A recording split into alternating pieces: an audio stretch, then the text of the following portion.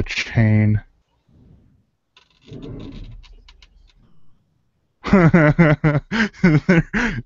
In my Minecraft Slack, they have the Rick and Morty um the thing. Oh, it's so good. All right, and let's get started. Hello and welcome to ElseNerds, a production of Galactic Netcasts. I'm Gregor Sprague. And I'm Corey Scott. For all info on this show, including show notes and subscription links, go to ElseNerds.com. And for other Galactic Netcast programs, go to gncast.com. And on ElseNerds, fuck you, Rosebud was a sled.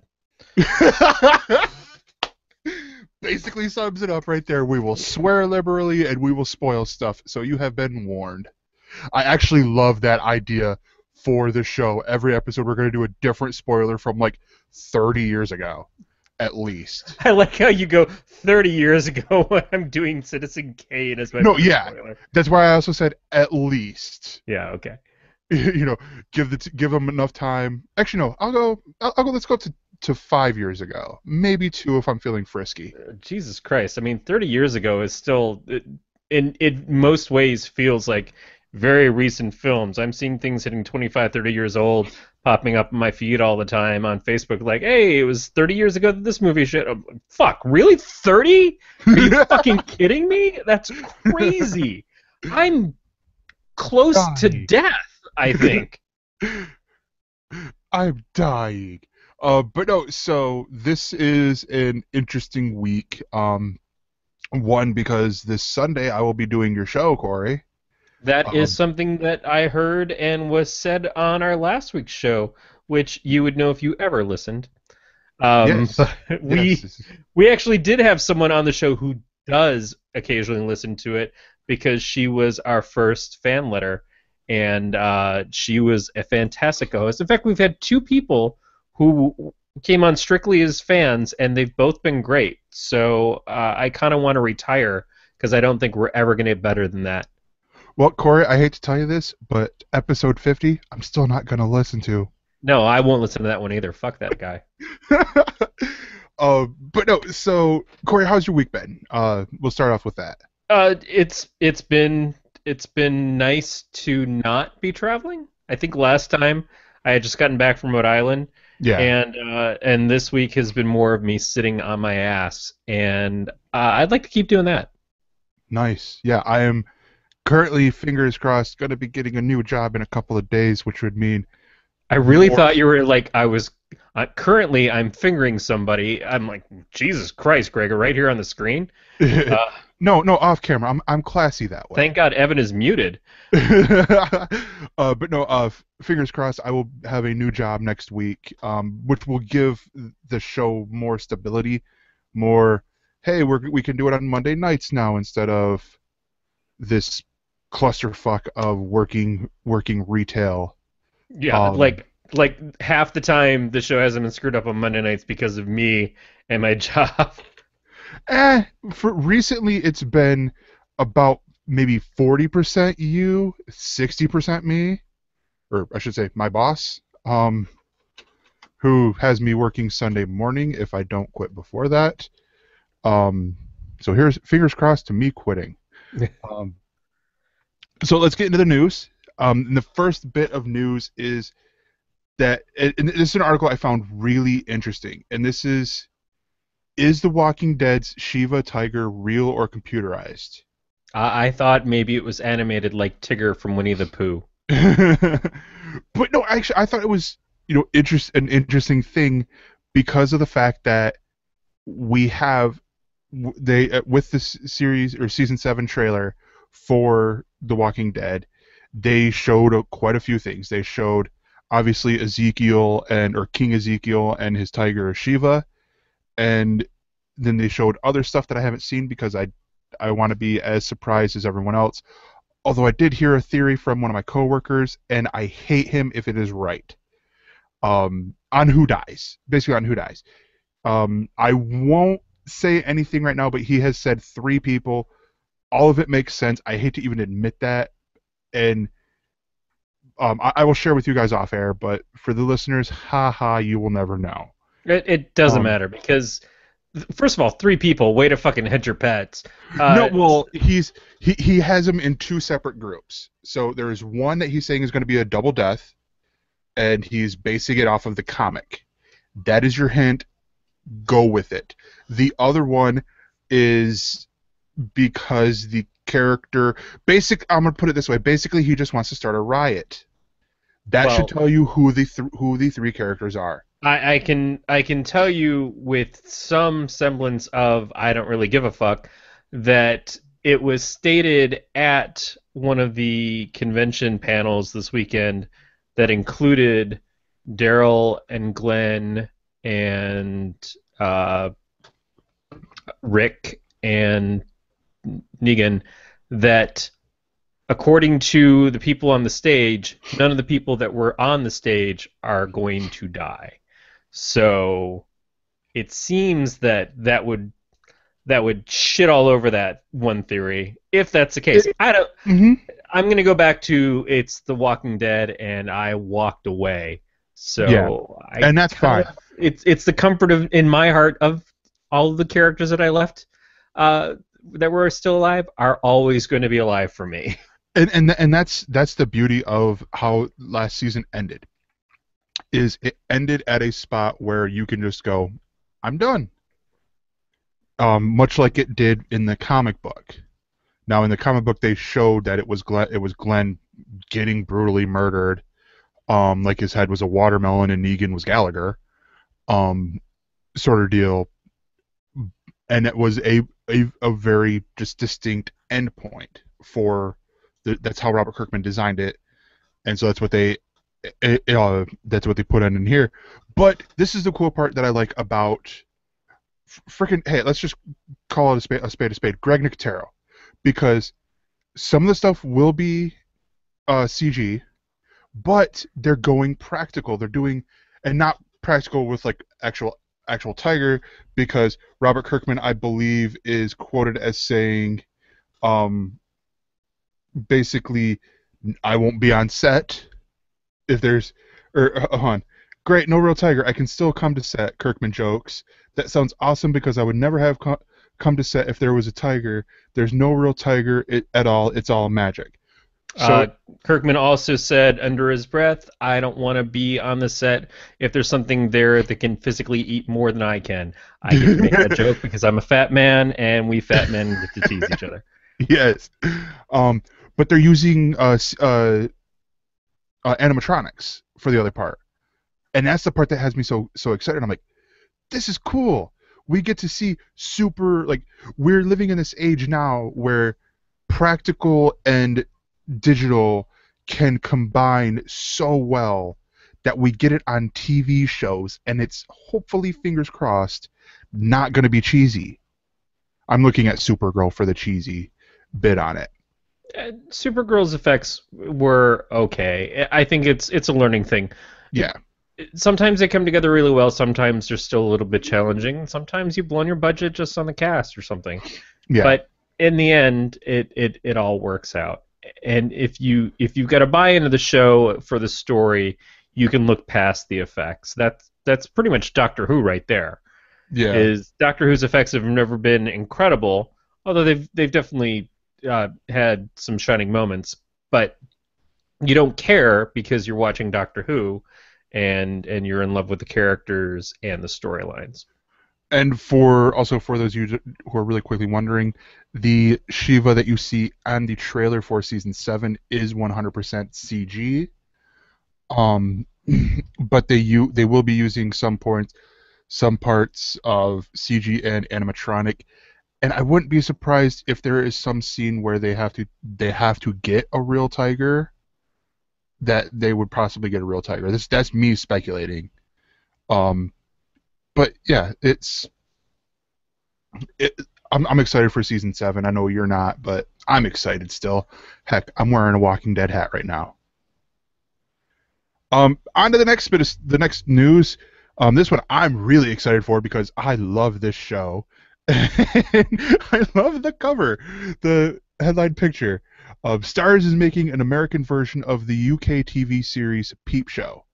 Now, they've tried this before, and actually I believe Johnny Galecki from The Big Bang Theory was going to be one of the stars of the previous version. Was that like Um, Joel McHale was going to be one of the stars of the American version of the IT Crowd? yes, except for I don't think they actually shot a pilot for that old version of Peep Show. Okay. It was still in like the pre-production. I think they got close, but I think Big Bang Theory happened and took him away from that, or other things, or a combination of other things happened. But the British TV version, which ran from 2003 to 2015, went for what, nine seasons or series that they, as they call them over in the UK.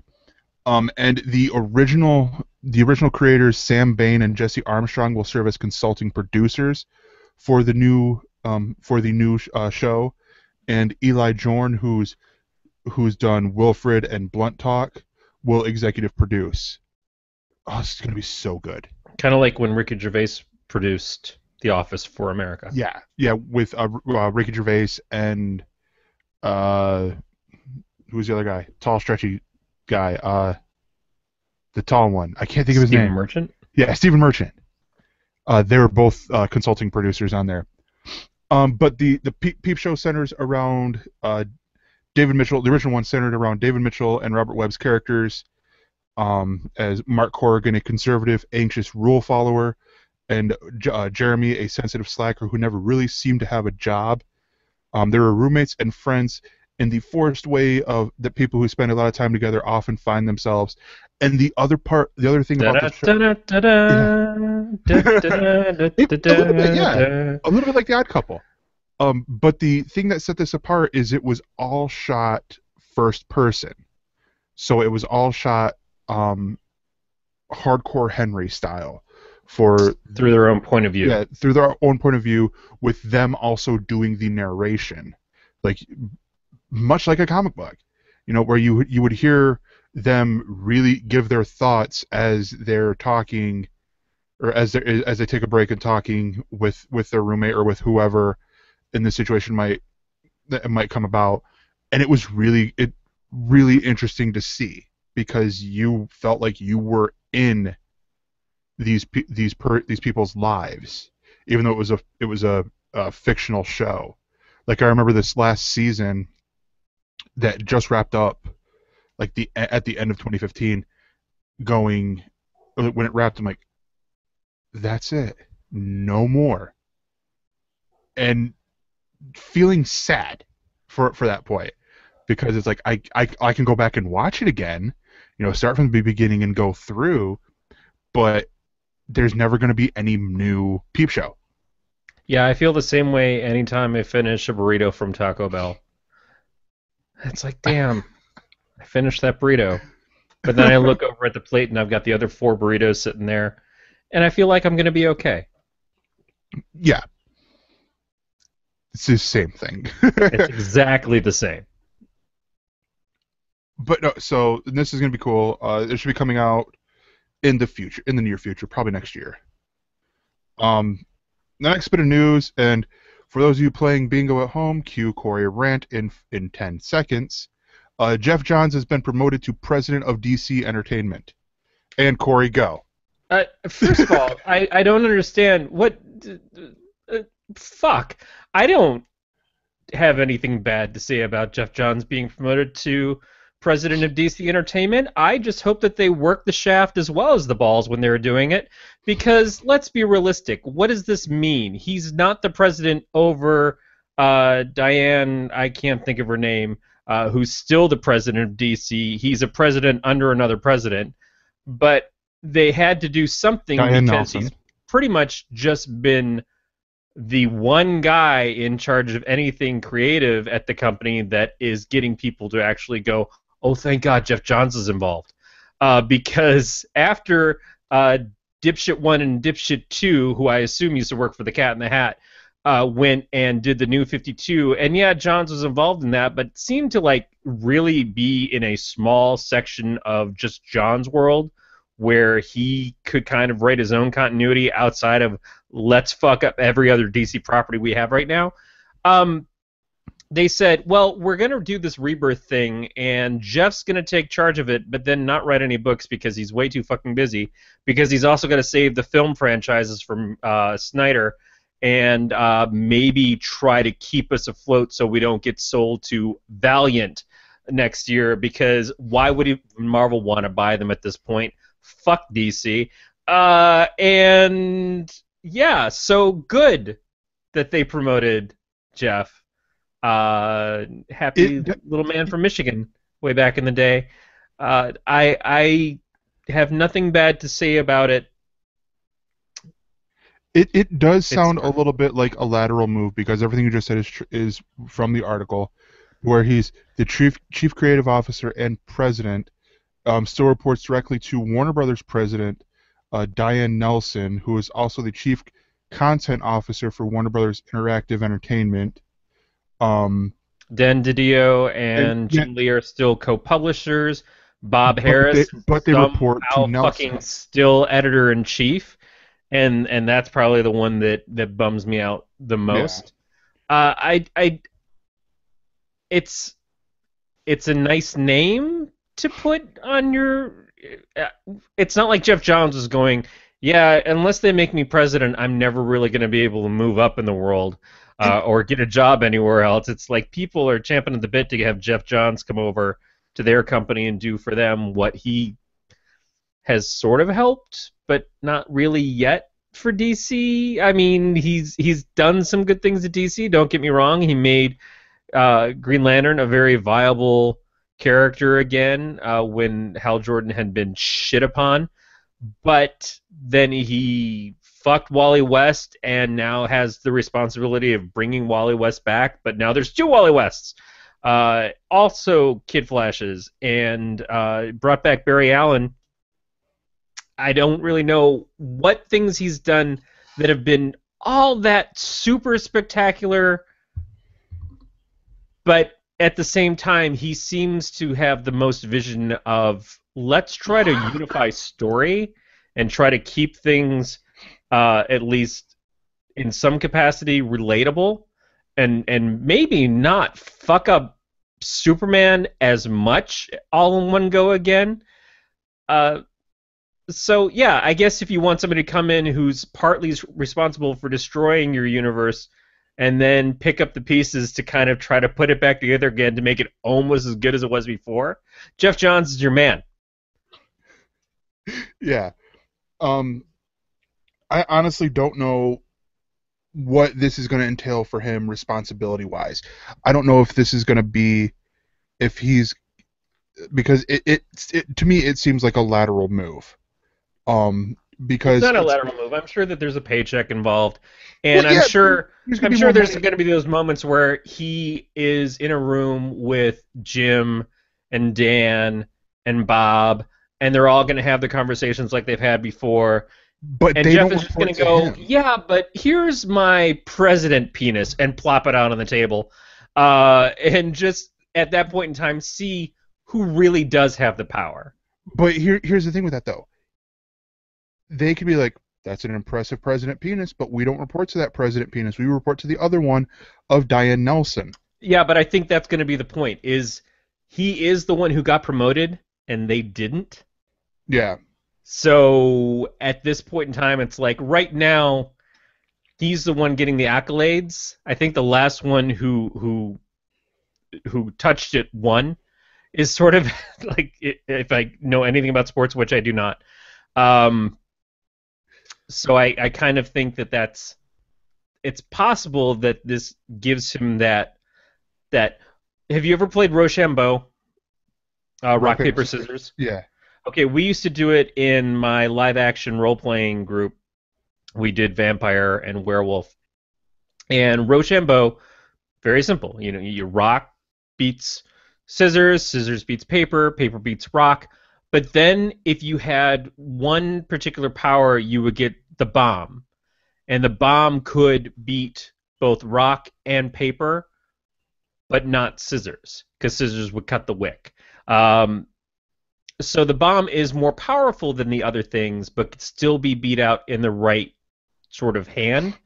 I think that's what this is Geoff Johns just got the bomb. And he's not going to be able to overpower them all the time, but I think every once in a while he's going to just blow shit up because he can. All I know is that now that he's the president of DC Entertainment, can Gotham be better? Oh man, I don't think anybody's looking at Gotham at this point. I think everybody's surprised that this show is somehow still on with how bad it is and that it's on Fox. It's like in some magic time warp thing of its own, just like pissantness. It's like nobody should be watching this. Somehow it has viewers because it's just so batshit crazy that everybody's like, I can't believe the show is fucking on, man. Fox hasn't canceled or removed the episodes out of order or anything. How do they keep doing this? And that's it. It just keeps happening. It's like it's a fucking, I don't know. It's bad. Yeah. Corey, the last thing I'm going to say is we're on Fox? And that's so. And now let's go to nerding out, where I'm going to talk about something that I've been nerding out over this past week, and it's a comic book. Surprise, surprise! Every time I go on Galactic Net or Sci-Fi Geeks Club, I talk about a comic book, and this one is one that I found really enjoyable, and that is Betty and Veronica #1. And it's the one by Adam Hughes. I believe so. He did the art and the writing for it. And it's cool because it's not told in the same universe as Mark Waid's Archie, Chip Zdarsky's, excuse me, trying to talk about Jughead, but it's not told during the same storylines. Because Jughead started off being very similar, or set in like at the same time as Archie, but with what Jughead was doing while Archie's pining over Veronica, it seems like it's after this, like it's set in the future, but still great.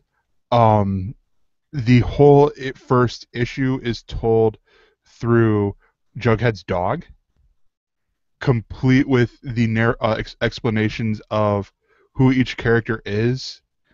And they go like, oh, this is Archie Andrews. Oh, but he's not important. This isn't his book. And then goes to talk about Betty and Veronica. And it's so funny. I love the fact, because every time he comes in, he only comes in like a dog. Like, you say his name and here he comes. And he's Hot Dog, actually. Yeah. Is if they've stuck with the classic name of the character. It is Hot Dog. They give his full name, but he's like, but my master calls me Hot Dog. And it didn't occur to me at the time until they were doing the introduction. I'm like, oh yeah, he's Jughead's dog.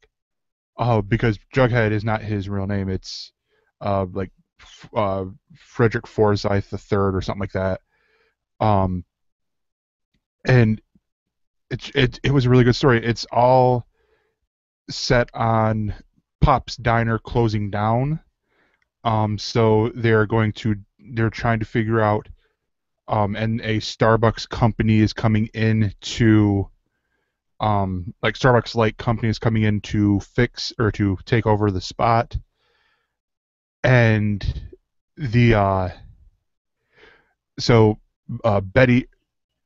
is trying to figure out, how do we save Pops? How do we save this company? So they're doing something with the prom, but then at the end it turns out Veronica's dad bought the company that is going to be going in, so it's this split interest, and hilarity will ensue after in the coming issues. It's still weird to me to imagine long-form stories in Archie comics, since when I was a kid who read Archie comics, it was usually multiple stories in one issue, or if you had the 35 cents, you could buy the digest, which was like a lot of stories. Yeah. But see, here's the other cool part is they still do that in a way where you have the main story, and it's all for I think like $3.99. And then they have and this one's the editor, or like where I like the like with Archie and Jughead, it's Chip and Mark, Chip Zdarsky and Mark Waid picking the stories. With this one, it's the editor, which is still great, but like with Wade or with Mark Waid, he knows his stuff about comics. So, excuse me. Um, he has he picked for like for example for the first issue, he picked the first appearance of Archie for the backup story, and he's been doing all these other ones afterwards that means something. It's not just like, oh, here's a random one. Not saying that this one was, because I don't read them, because I sort of have that problem where I can't really read those old Archies because it seems way too cheesy cornball to me. Um, but yeah, that's just me. I'm weird that way. Um, but no, I highly recommend it. It is so good.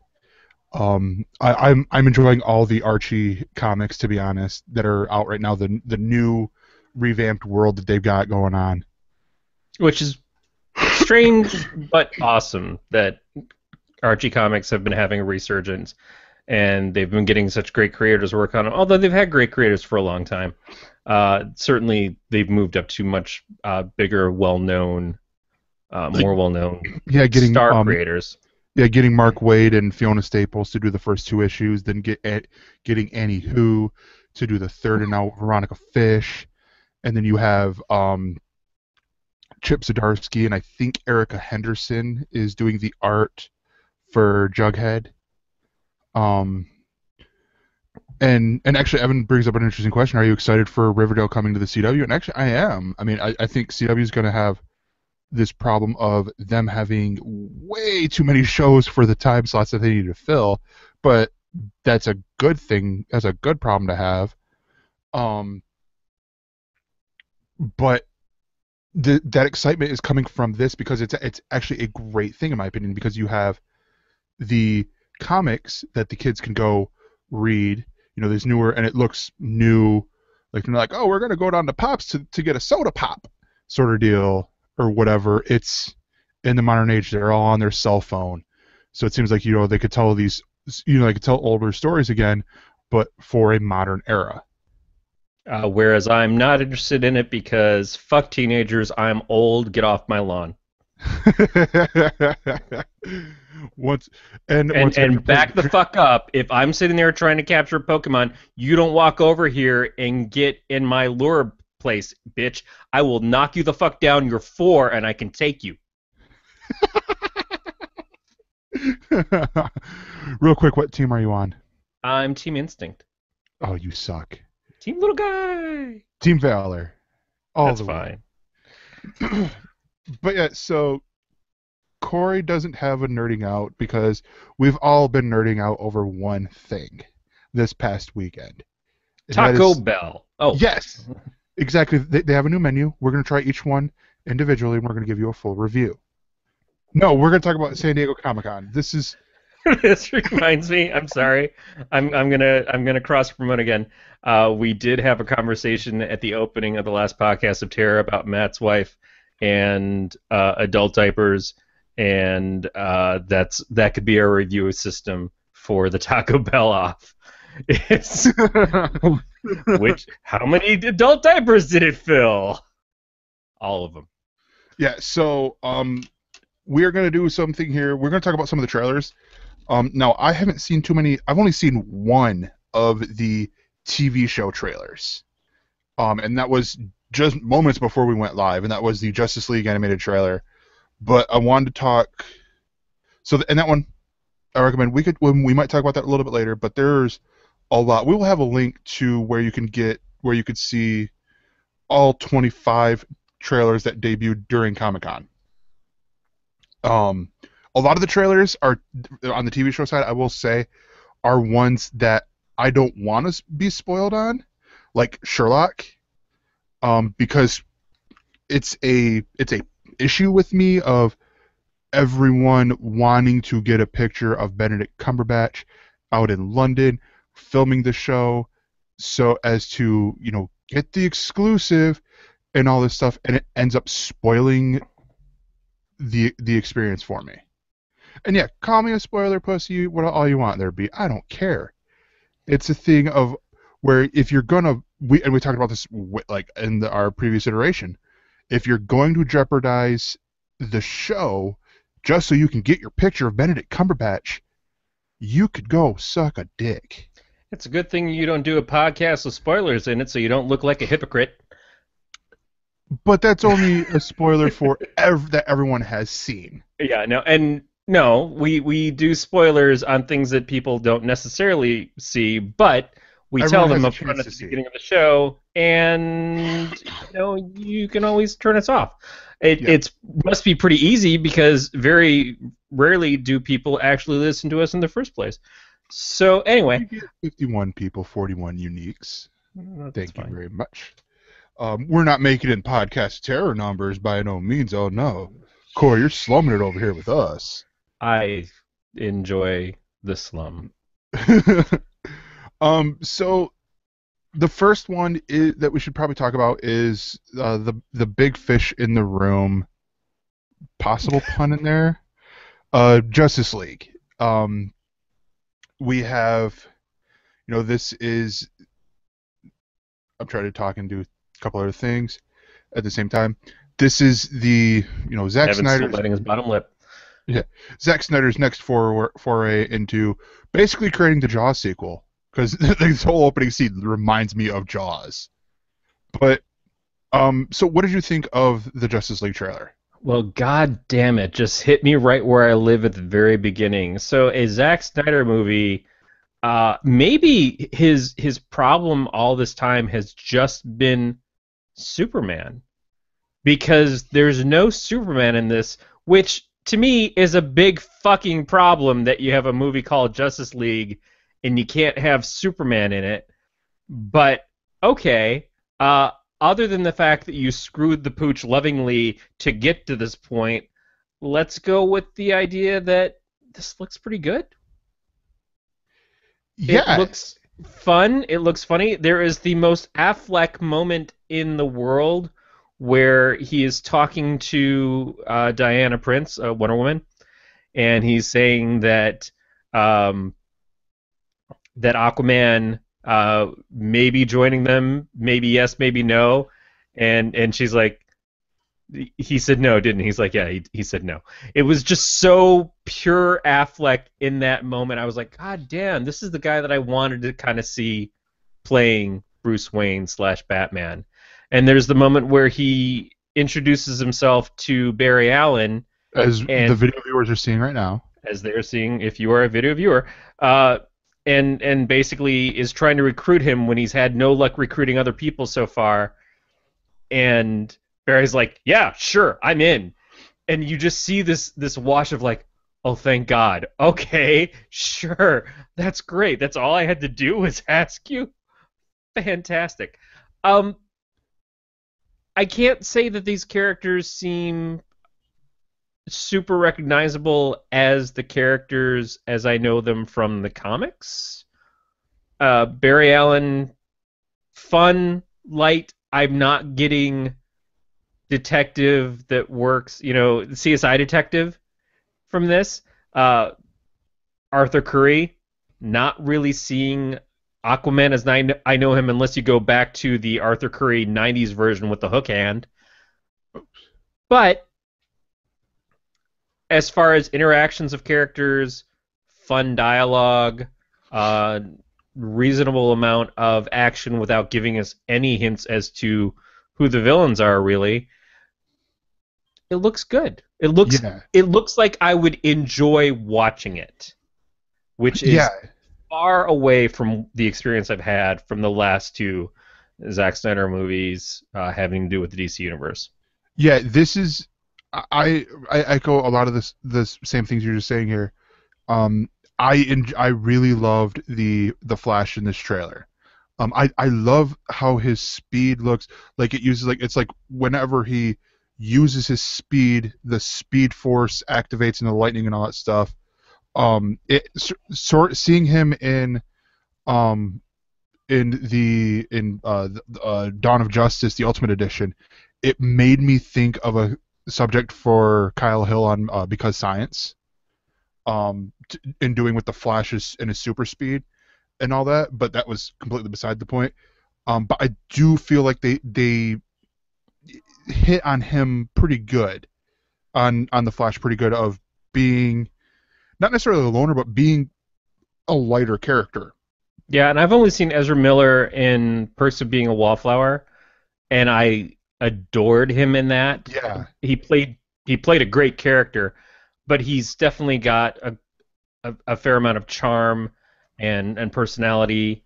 So especially when you have him next to someone who's supposed to be so stoic as Bruce Wayne, it accents that even better. So I have nothing. I really have nothing bad to say about what's in this trailer. Obviously, there's things that led up to this movie that I have problems with that they'll have to correct in some way. They have yeah, to do something to get us a Superman on screen in a Justice League movie that works. Also, Cyborg's still about the least interesting character ever. The only Cyborg that I've ever really liked has been in the Teen Titans cartoon. The big yeah, funny guy who says "booyah" all the time and hangs out with Beast Boy. yeah. Every other iteration of Cyborg, it's not an interesting concept for powers or abilities. He's not a terribly interesting character, being a football star who got into an accident and then his dad's like, I'm going to put robot parts on him. That's practically the same plot as Rob Schneider's The Animal or whatever it was, where we used animal parts on him because we had him around. Just think about that. Just think about the Cyborg as a character can be summed up by almost plagiarizing a Rob Schneider movie. Now, I know the Rob Schneider movie came later, but it still doesn't make it better. It's not improving it. So basically, you could say that, excuse me, that Cyborg, whenever he gets knocked out, you hear the apple bong as he comes back to. Well, what I'm saying is that in this situation, Aquaman is obviously a Joe Dirt stand-in, and Batman is standing back there going, "You can do it." So that's what I'm trying to say. I don't think I'm going off the reservation too much with this. Yeah. So would that mean that to compare the Justice League to Adam Sandler movies, that Wonder Woman would be the mom in oh fuck, what was the one, Big Daddy? I The don't mom, even remember the mom and Big Daddy. I don't remember much about Big Daddy. the well, there goes that analogy if you don't remember it. She was the mom to the kid that Adam Sandler's character watched. She was just a real dick to him because he hadn't grown up and all that stuff. Oh, Judd Apatow's wife. Yes. She's great. I wish Yes. I knew her name and I wasn't being so Leslie Mann. sexist as to say Judd Apatow's wife. Yeah, Leslie Leslie Mann. Mann. I've liked her in almost everything that I've seen her in, I think. Mm-hmm. Even that, of all things. Goddamn Big Daddy or whatever. So, yeah, I think I just summed up Justice League perfectly. And I will be now very critical of them if we don't see those scenes in the film. Moving on. You want to just go right down the list? The next one, Wonder Woman. Yeah, we step forward to step back. So before we get a Justice League movie, we get a Wonder Woman movie. Yep, coming out next June 2nd, 2017. For those of you guys keeping track at home. To try to show us that other than what they did in Batman v Superman, this character actually has a history a real life and a personality, maybe, so that we didn't get to see in this film. Um, the Wonder Woman trailer itself, not a lot there. It's good. It hits a lot of the right visual notes and tones, but again, I seem to get more Steve Trevor personality in this than I Hmm. do Diana. I hear things that are like, oh, well, she talks about Zeus brought her to life, and we do get to see Amazons, which is great, and we get to see her being super kick-ass, which is also great. But we get a joke at the end, or any kind of comedy comes from Steve Trevor. It I have a problem with the trailer in that regard. But I definitely don't have a problem seeing Gal Gadot as Wonder Woman at this point. I see her up on the screen. She looks great. The outfit is impeccable. The action scenes look strong. I was excited to see the lasso in play. I'm a big proponent of the lasso. So this was going to be an easier sell for me than Justice League by far, anyways, Hmm. because it's very important to me that there is a Wonder Woman movie at this point. It's been important to me for a long time, but it's just nice to see that it's finally fucking happening. And I want this to succeed so bad that I may treat it a little bit with kid gloves. But at the end of the day, you got to make a good film, but it's also got to be a film that's about the star character, and that she has to be the one who is really clearly the protagonist who earned that spot. Yeah. I want people to walk out of this talking about Wonder Woman and quoting Wonder Woman lines, not just quoting Steve Trevor lines or even Etta Candy lines. Although the Etta Candy line, that bit was pretty good. They picked a great actress to play Etta anyways. Yeah. The the part I'm liking this this trailer that it seems like everyone else is echoing is the fact that she's actually wearing color. You can actually tell that she's wearing a blue and red outfit. Not this muted down Zack They've turned the Snydery. saturation issue on its ear, I think, in both of these trailers. Yeah. It's still dark in Justice League, but when you see the group shot that they've been showing of all the characters, including somehow mysteriously a Superman who's dead, you're seeing colors now. It stands out much better. I guess that is easier to pull off than having just a big scene of gray on gray and everybody's just standing there looking like it's the old black and white serials, because that's as much tone as we put into it.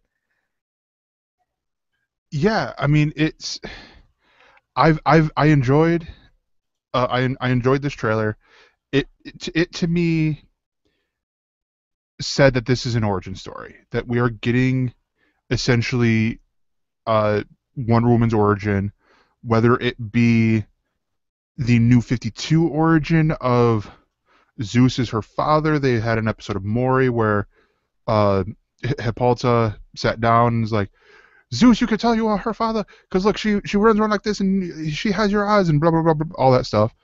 Insert that first. Just like, bitch, you made her out of clay. I don't know what you're Yeah, talking about. yeah. Bitch, I Perseus. just used Perseus is not kid. I just used a lightning bolt. What are you talking about? Um, or if they're using like that, like what we just alluded to there. She was made out of a clay, and then they wished really, really hard. By the way, Or I'm totally calling my junk. I use my lightning bolt from here on out. That is the greatest thing. I may even say like the Johnny Thunderbolt "say you" to conjure it. I'll just have to scream it real loud for 10 minutes because I'm old and feeble and my peanut don't work. But hey, yeah, so Aaron has that to look forward to now. right. She's just look. Aaron has that to look for. Um, I God damn it, you can't really do much better than Amazon's kicking the shit out of people. Hmm. And this has Amazon's kicking the shit out of people. And then it has World War One, which is, I guess, good to go back to World War One since World War Two was such a focus for the first Captain America movie. I don't see a reason to not use it again. We we have enough World War II. We have enough Hitler to go around, people.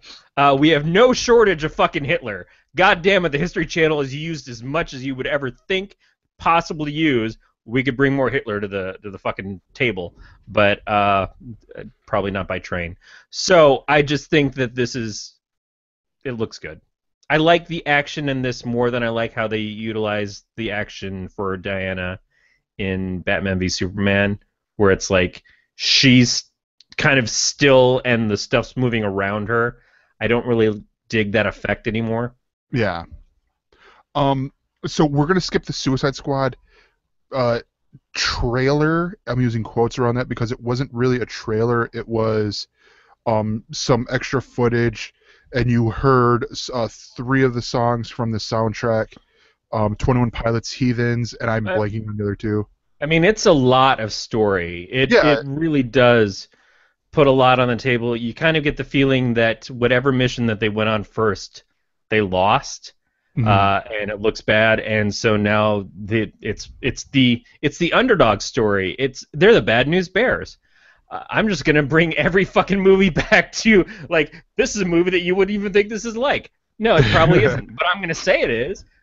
So this is it. It looks pretty solid, and the songs were good choices.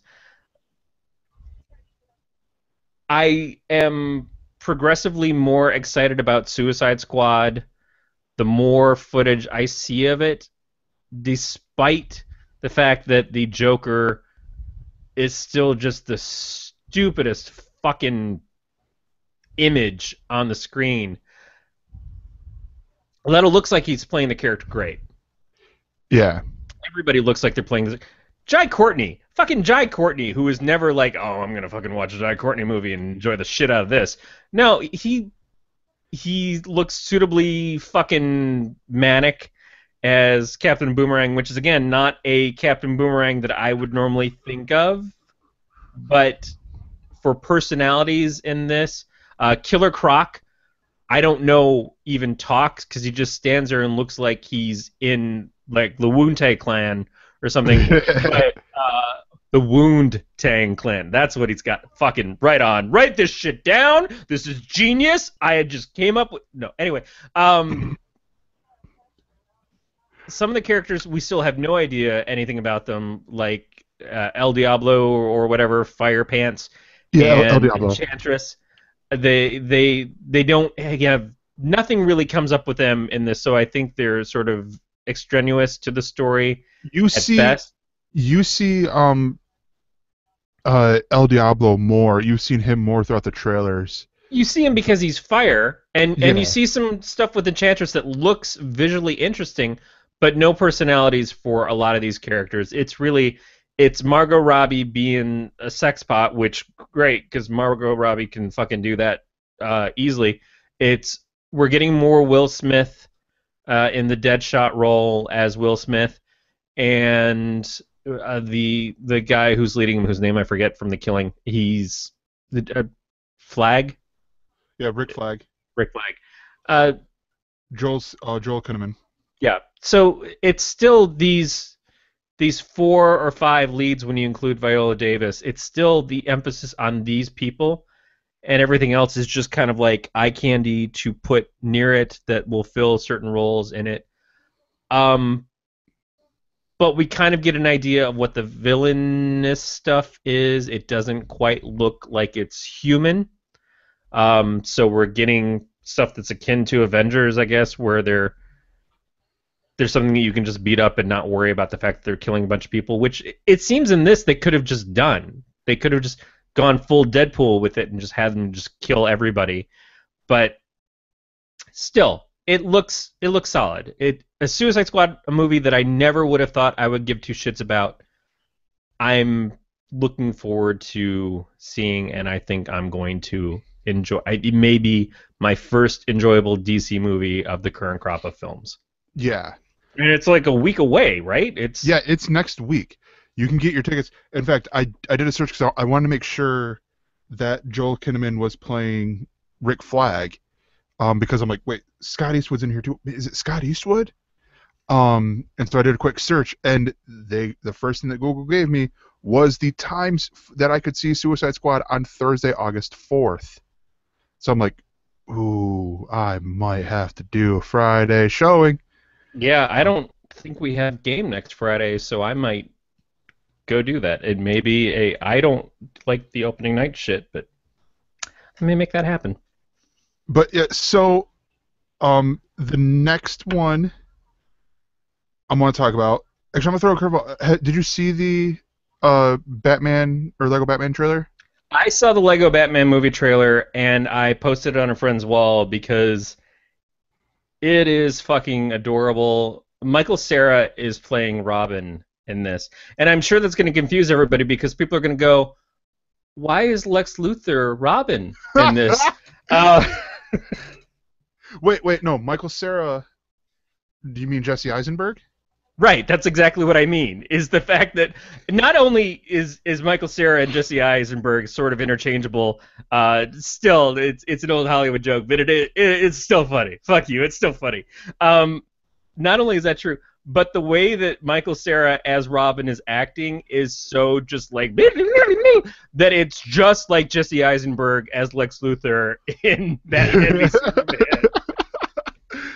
Like I could see like Lex Luthor was like, I'm gonna hand you piss in your fucking courtroom and blow all your shit up. But first, I'm gonna put on this Rastafarian Batman outfit, and then I'm gonna pull the legs off and shove it in my butt. That's exactly what this trailer is. It's just more of Lex Luthor, but now he's Robin. It's really fucking funny. Yeah. It's so non-canonical. It's just if you like the fucking Lego movie, you're gonna like this goddamn movie. But if you're a Batman person who really wants to see Batman just lose his shit all the goddamn time, even better, you're gonna like this movie because this is just like poor fucking Batman. But